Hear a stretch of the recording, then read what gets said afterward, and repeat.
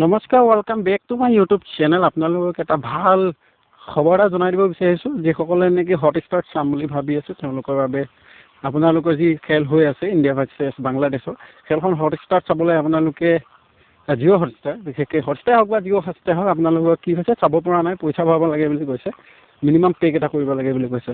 সেই পেকটো নকৰাকৈ আপোনালোকে কিদৰে চাব ভিডিঅ'টো সম্পূৰ্ণকৈ চাই থাকক, গম পাব আৰু চেনেলটো ছাবস্ক্ৰাইব কৰক। খেলৰ বিষয়ে চেনেলটোত আপোনালোকে সকলোখিনি কথা গম পাই থাকিব। গতিকে বন্ধুসকল আহক ভিডিঅ'টোলৈ আগবঢ়াওঁ। বন্ধুসকল প্ৰথমে আপোনালোকে জিঅ' এপছটো ডাউনলোড কৰক, প্লে ষ্ট'ৰত গৈ JioHotstar.com মাৰি দিয়ক, আহি যাব এপছটো। তাৰপিছত ডাউনলোড কৰি আপোনালোকে তাত লগ ইন অপশ্যন এটা আহে। আপোনালোকে যদি আগতে লগ ইন কৰি থৈছে তেতিয়াহ'লে সেইটো লগ আউট কৰি দিয়ক। ছাইডলৈ যাব, ছাইডত যি আপোনাৰ মাই স্পেচ আছে তাতে গৈ আপোনালোকে ছেটিংছত যাব, ছেটিংছত গৈ লগ আউট ওলাব, তলত লগ আউট কৰি ল'ব।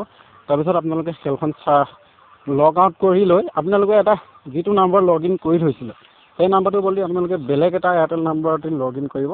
আপোনালোকৰ ঘৰৰ কাৰোবাৰ যদি এয়াৰটেল নাম্বাৰ আছে তেতিয়াহ'লে তাত গৈ লগ ইন কৰিব, নাম্বাৰটো দি দিব, OTP আহিব। লগ ইন কৰি আপোনালোকে সেইটো ফ্ৰীকৈ চাব পাৰিব। আপোনালোকে যদি চাম বুলি ভাবিছে তেতিয়াহ'লে অতি সোনকালে ট্ৰাই কৰি সেইটো চাব পাৰে।